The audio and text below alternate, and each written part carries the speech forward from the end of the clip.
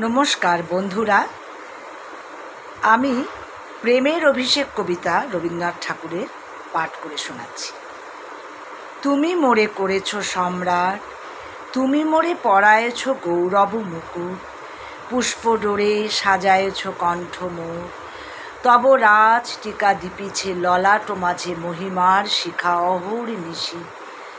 আমার সকল দৈন্য লাজ, আমার ক্ষুদ্রতা যত ঢাকিয়াছ আজ তব রাজ আস্তরণে।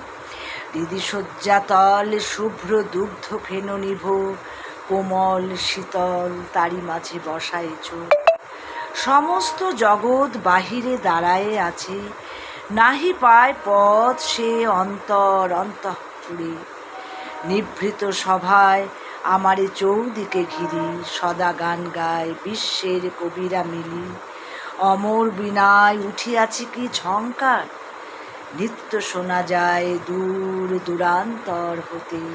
দেশ বিদেশের ভাষা, যুগ যুগান্তের কথা, দিবসের নিশীথের গান, মিলনের বিরহের গাথা, তৃপ্তিহীন শ্রান্তিহীন আগ্রহের উৎকণ্ঠিত তান।